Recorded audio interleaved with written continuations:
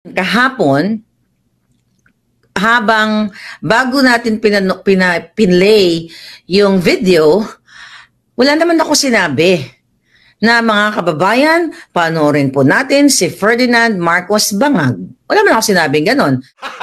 Gago!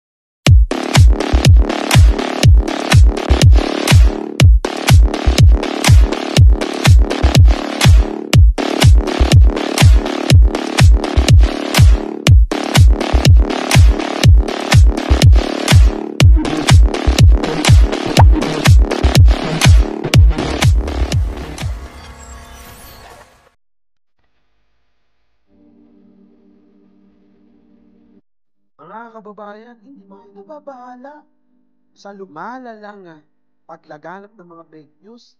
Kailangan na natin magkaisa para puksain ang fake news. Si Lisa ay ina ng mga halimang tiyaring anak. Mabiktim kang hayop ka. Kidnapper kang putang ina ka. Halimaw ka. And anything that nailagay na sa internet, hindi mo na matatanggal. And makikita ng mga bata yun. Ngayon, nandito kami. Kasama namin si Mel Robles para suportahan ang kanyang pinaglalaban tungkol sa mga paninira sa kanya. Our purpose is to eventually to show na we can fight it and fight it the right way. So for us, we will support this effort. The fake news and paninira sa ibang tao has become so open to all. And that worries me of how that would impact my children, our children. Yung pulvoronic video nagkaroon ng world premiere by isang tao lang dito sa Amerika naka 15 million views na, no? Maraming salamat kay Maharlika Polchaquera for making it happen.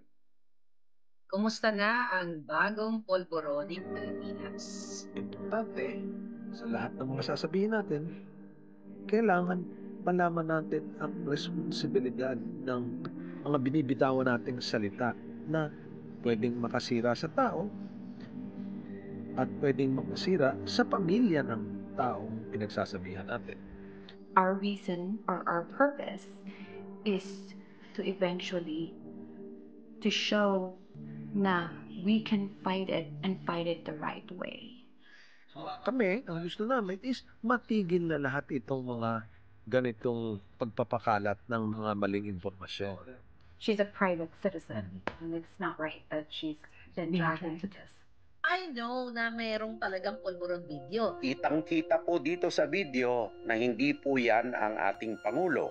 Peke po ang ginawa nila na video at obvious po na ito ay gawa-gawaan lamang. The NBI, DOJ, and DILG assured that those continuing to spread this malicious video will be held accountable. I know this is going to be a long journey, mahaba ang pagdadaanan ng proseso. Even just kahit kaunti lang, maitama yung napakaraming mali. So sana sa mga susunod na mga panahon, itong aming mission dito na maipakita kung ano yung mga dapat at hindi lang dapat natin. Ibig sabihin yung mga limitasyon natin sa pagbabalita natin. Our purpose is coming from the heart and really, again, thinking about the people that could benefit from it. Hindi ko maintindihan kung bakit ganun na lamang ang kanilang pagpupursige.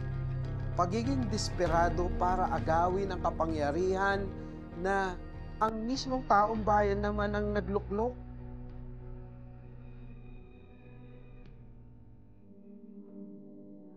Tulad na itong sinampang mga kaso kay Maharlika. Ito kapag natanggap niya to, ay tiyak na siya ay hindi na magkakaroon ng kapayapaan sa kanyang isipan. We believe in this advocacy and we believe that there could still be good that would come out from this.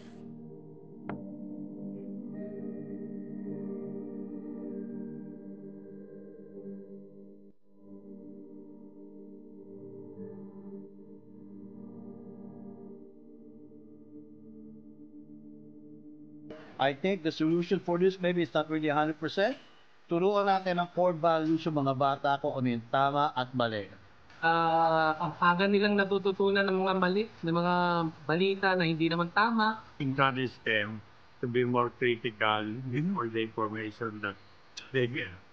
So you have to tell them how to discern, how to think for themselves, and how to push back when they know that it's not, that those are not their values.